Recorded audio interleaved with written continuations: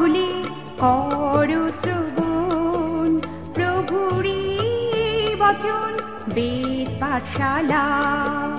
রীতি দুয়ার দাও খুলে করো শ্রবণ, প্রভুরই বচন বেদ পাঠশালা। নমস্কার, শুরু করছি এক বাইবেল অধ্যয়নমূলক অনুষ্ঠান বেদ পাঠশালা। এই অনুষ্ঠানের মাধ্যমে আপনি জানতে পারবেন ঈশ্বরের বাক্য পবিত্র বাইবেলের নিগূঢ় তত্ত্ব। তাহলে শুনুন আজকের অনুষ্ঠান বেদ পাঠশালা।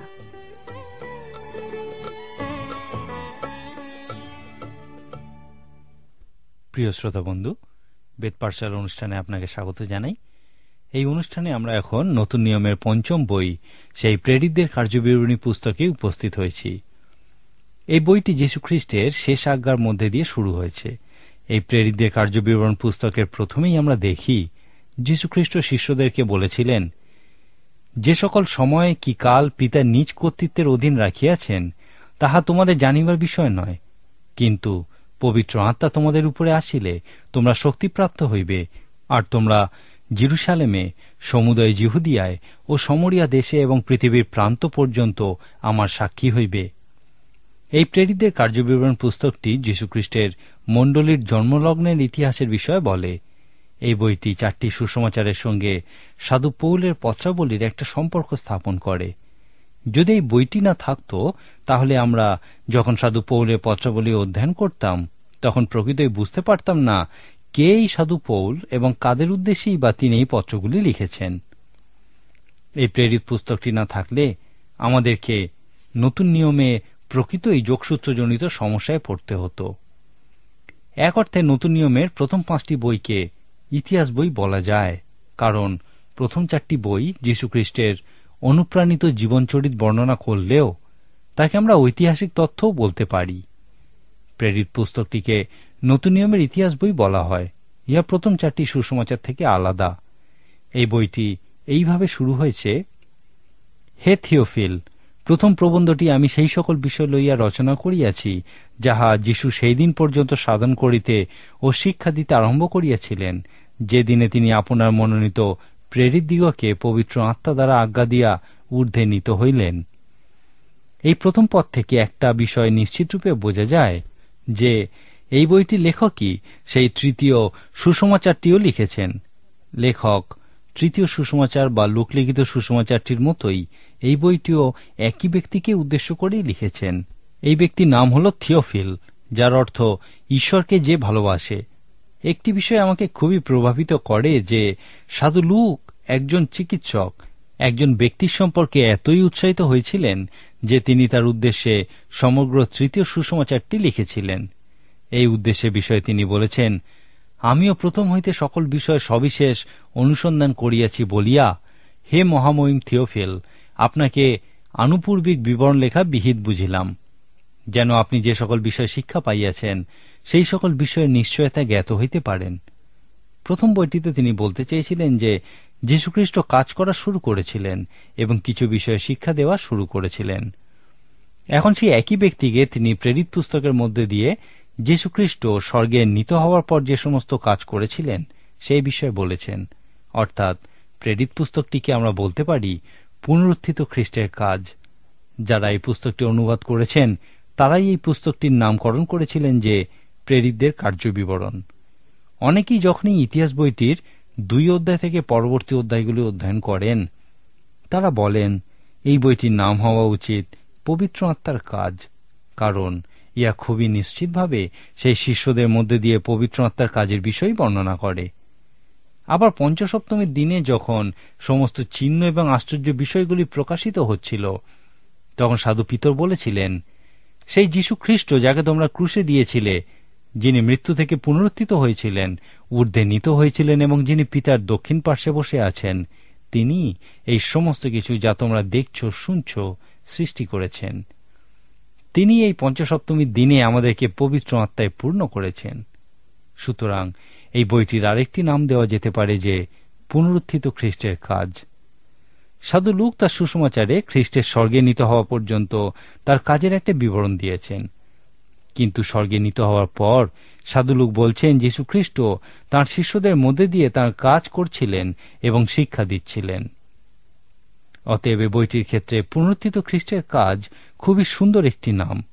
ইহা খুবই তাৎপর্যপূর্ণ যে অনেকেই বিশ্বাস করেন প্রেরিত পুস্তকটি শেষ হয়নি। এই বিষয়টাই আমরা প্রথমেই লক্ষ্য করব। প্রেরিত পুস্তকটিতে আমরা একটা বিরতি দেখতে পাই, কিন্তু ইহা শেষ নয়। 28 অধ্যায়ে আমরা দেখি সাধু পৌল শেষ পর্যন্ত রোমে পৌঁছেছেন। রোমে গিয়ে বিচার সভায় দাঁড়ানোর ইচ্ছা তার অনেকদিন থেকেই ছিল।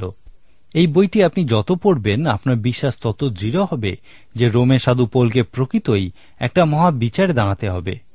যাই হোক, সাধু পৌল যখন রোমে পৌঁছান বইটি সেখানেই দাঁড়িয়ে পড়ে।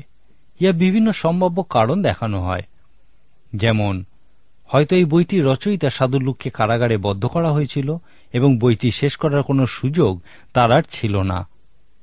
অনেকে বিশ্বাস করেন ঈশ্বরের দূরদর্শিতায় এই বইটি শেষ করা হয়নি, কারণ ইহা হল খ্রিস্টের মণ্ডলীর ইতিহাস এবং আমিও আপনি এখনও সেই ইতিহাস লিখে চলেছি।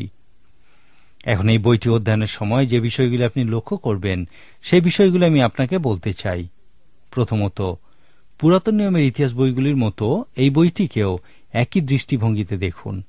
সাধু পৌল আমাদেরকে ঐতিহাসিক তত্ত্ব কিভাবে দেখা উচিত সেই বিষয়ে বলেছেন। এই সকল তাহাদের প্রতি দৃষ্টান্ত স্বরূপে ঘটিয়াছিল এবং আমাদেরই চেতনার জন্য লিখিত হইল, আমাদের যাহাদের উপরে যুগকলাপের অন্ত আসিয়া পড়িয়াছে। অতএব বাইবেলে বর্ণিত ঐতিহাসিক তত্ত্বাবলী থেকে উদাহরণ এবং সতর্কবার্তার অন্বেষণ করুন। পুরাতন নিয়মে উদাহরণের থেকে বেশি সতর্কবার্তা দেখা যায়। নতুন নিয়মে আমার মনে হয় সতর্কবার্তার থেকে বেশি উদাহরণ দেখা যায়। এই বইটিতে আরেকটি লক্ষ্য করার বিষয় হল মণ্ডলীকে যে উদ্দেশ্যে দেওয়া হয়েছে সেই বিষয়। প্রেরিত পুস্তকটি অধ্যয়নের শুরুতেই এই বিষয়টা আমরা দেখতে পাই।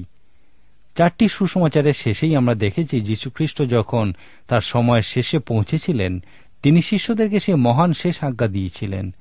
মথিতে আমরা দেখি লেখা আছে, স্বর্গীয় পৃথিবীতে সমস্ত কর্তৃত্ব আমাকে দত্ত হইয়াছে, অতএব তোমরা গিয়া সমুদয় জাতিকে শিষ্য করো, পিতার ও পুত্রের ও পবিত্র আত্মার নামে তাহাদিওকে বাপ্তাইজ করো।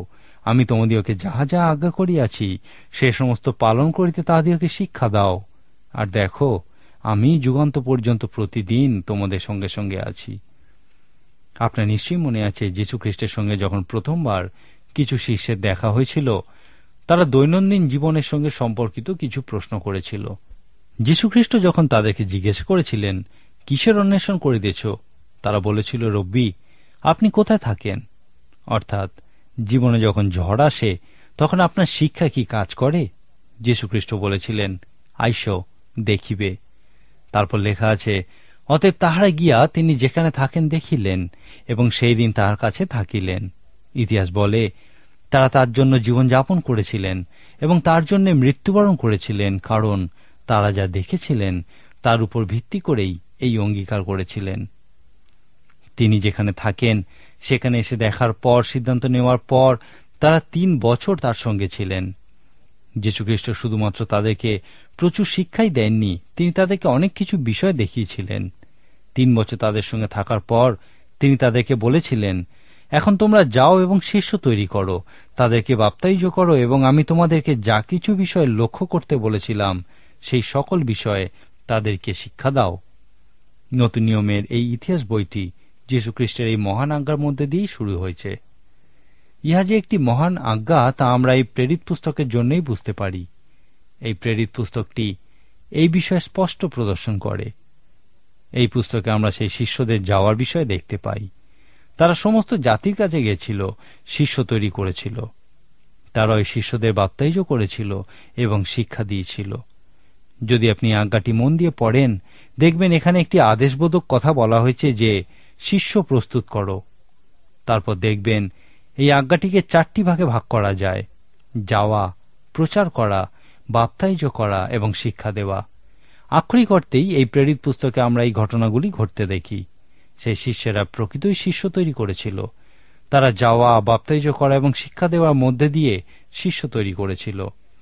কিন্তু তাদেরকে মূল আদেশ রূপে শিষ্য তৈরি করার দায়িত্বই দেওয়া হয়েছিল। কোনো একজন বলেছিলেন, এই মহান আজ্ঞাটি হল মণ্ডলীর প্রতি নির্দেশ, আর মণ্ডলীর উচিত হয় এই নির্দেশ মান্য করা, নয়তো ইহা বাতিল করা। মণ্ডলীর ইতিহাস অধ্যয়নের সময় লক্ষ্য করুন, এই মহান আজ্ঞাই হল সেই উদ্দেশ্য যা মণ্ডলীকে দেওয়া হয়েছে। প্রেরিত পুস্তকটি অধ্যয়নের সময় মণ্ডলীর প্রতি যে প্রতিজ্ঞা করা হয়েছে সেই বিষয়ে লক্ষ্য রাখুন।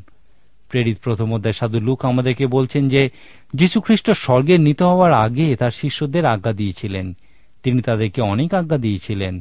সে মহান আজ্ঞা দেওয়ার আগে তিনি তাদেরকে বলেছিলেন, তোমরা পিতা প্রতিজ্ঞার জন্য অপেক্ষা করো।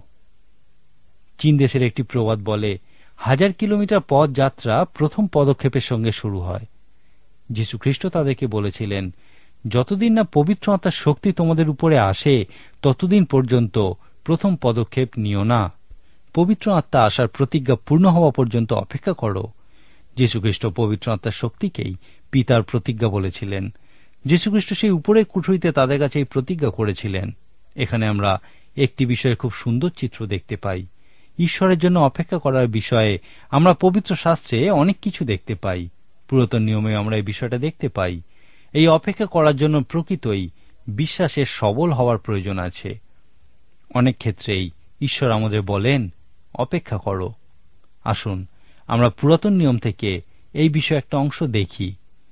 যিশায়া ভাববাদী পুস্তকের 40 অধ্যায়ে লেখা আছে, হে যাকোব, তুমি কেন কহিতেছ, হে ইস্রায়েল, কেন তুমি বলিতেছ, আমার পথ সদাপ্রভু হইতে লুক্কায়িত, আমার বিচার আমার ঈশ্বর হইতে সরিয়া গিয়াছে।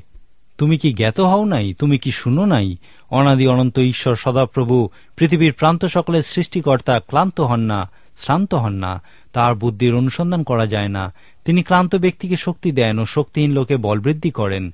তরুণেরা ক্লান্ত ও শ্রান্ত হয়, যুবকেরা স্খলিত হয়, কিন্তু যারা সদাপ্রভুর অপেক্ষা করে তারা উত্তরোত্তর নতুন শক্তি পাইবে। তারা ঈগল পক্ষীর ন্যায় পক্ষ সহকারে ঊর্ধ্বে উঠিবে।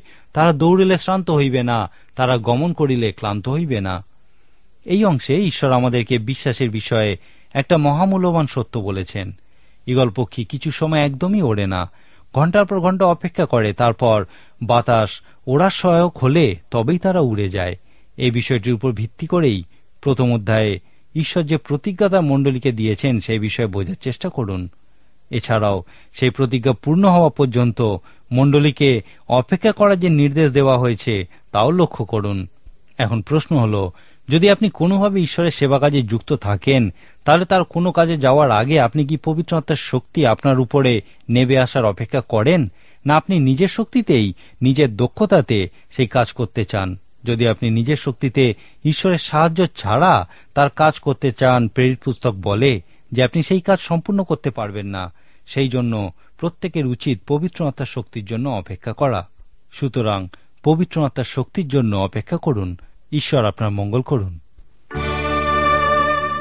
প্রিয় শ্রোতা বন্ধু, প্রভু যীশু সম্পর্কে অধিক জানতে হলে আমাদের ঠিকানায় যোগাযোগ করুন। আমাদের ঠিকানা হল বেদ পাঠশালা, পোস্ট বক্স নম্বর 8956, ধর্মতলা পোস্ট অফিস, কলকাতা 700013। আবার বলছি, বেদ পাঠশালা, পোস্ট বক্স নম্বর 8956, ধর্মতলা পোস্ট অফিস, কলকাতা 700013। নমস্কার।